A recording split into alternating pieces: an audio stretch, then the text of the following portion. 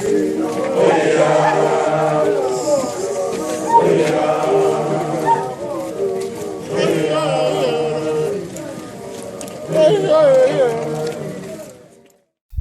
berjumpa lagi dengan saya, BP Channel, Bambang Puroko, dosen Departemen Politik dan Pemerintahan Fisipol UGM, peneliti gugus tugas Papua Universitas Gadjah Mada. Saya ingin mengenalkan lebih luas tentang bagaimana Papua itu. Ketika dulu tahun 2000-an awal, bahkan sampai beberapa tahun terakhir saya sering bolak-balik ke Papua, saya sering mendapatkan pertanyaan dari teman-teman, dari Bapak Ibu, bahkan ada juga guru-guru yang bertanya, Pak Bambang, kalau ke Papua tidurnya di mana? Saya berpikir. Lalu saya sadar bahwa ternyata banyak orang mengira kalau pergi ke Papua di sana tidak ada hotel. Padahal kalau kita turun ya, jadi terbang dari Jogja biasanya, ini sekaligus saya ceritakan rutenya, terbang dari Jogja bisa langsung Denpasar, lalu mendarat di Timika, ya 1 malam, atau Jogja, Jakarta, Biak, Jayapura, atau Jogja, Makassar, Sorong. Begitu kita turun mendarat di Sorong, Jayapura, Timika, Manokwari, Merauke, bahkan hotel-hotel berbintang seperti di Jogja, seperti di Jakarta, tersedia sangat banyak. Kehidupan sangat enak.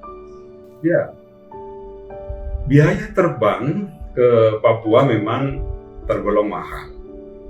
Ini saya sampaikan yang rata-rata saja ya, tiket kalau dari Jogja atau dari Jakarta relatif sama, sampai ke Jayapura sekali jalan kurang lebih ya paling murah 4,5 juta rupiah.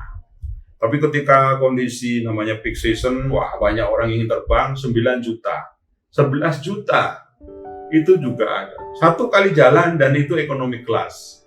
Artinya pulang pergi, kalau standar umum, SBU, standar biaya umum, PP itu sekitar 11-12 juta. Dalam prakteknya, pulang pergi bisa 12 juta.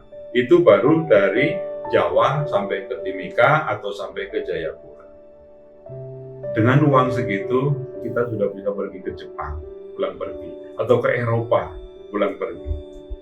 Nah, kalau kita pergi ke gunung, dari Timika biasanya kami charter pesawat, terbang setengah jam menuju ke Ilaga, itu biayanya 35 juta rupiah.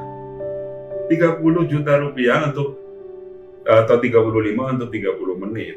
Penumpangnya berapa ya? 10 orang sambil bawa barang. Mahal memang.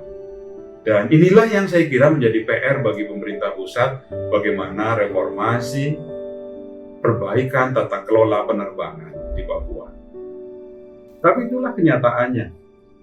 Papua itu unik, pantainya indah, pegunungannya juga sangat indah, alamnya indah, orang-orangnya ramah, menarik, dan menyenangkan. Ada perbedaan memang ya, antara masyarakat di Papua dan juga Papua Barat. Tetapi rata-rata semua baik.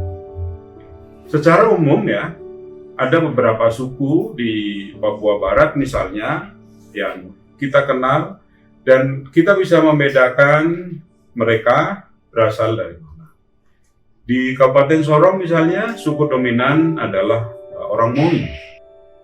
Lalu masuk lagi di Maebrat, Kabupaten Maebrat, di sana ada orang-orang A3, Aifat, Aitinyo, Ayamaru.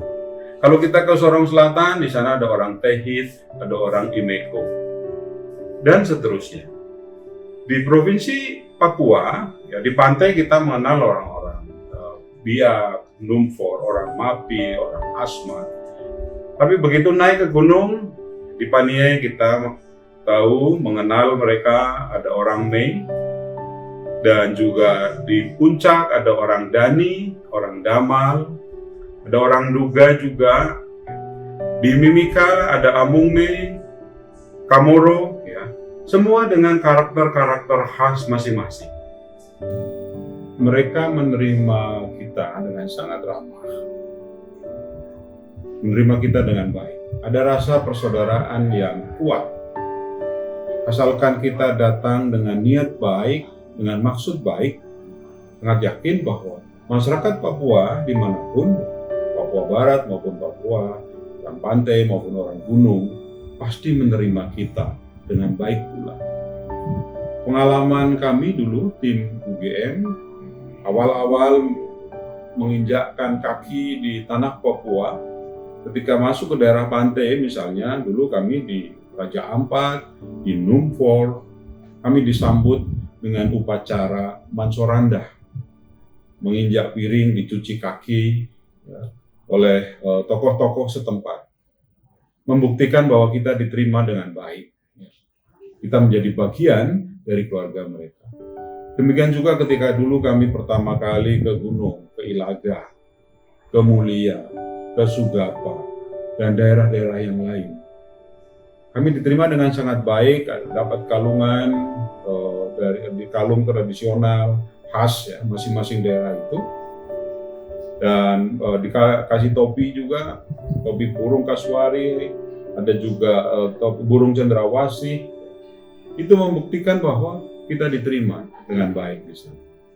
Tentu saja ya, kami datang sekali lagi dengan niat baik, maksud baik, bekerja sama dengan masyarakat setempat, membantu pemerintah daerah bagaimana mengupayakan kegiatan-kegiatan pelayanan masyarakat, kegiatan pembangunan yang terbaik untuk masyarakat setempat.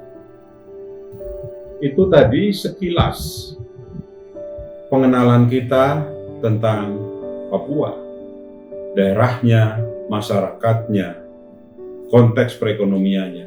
Tapi sekali lagi itu baru sangat sedikit yang kita ulas tentang Papua. Masih banyak hal yang kita bisa bahas lagi.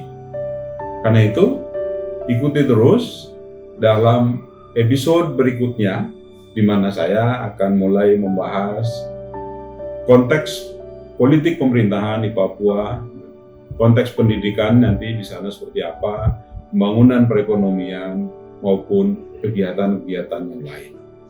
Sekali lagi, ikuti terus BP Channel.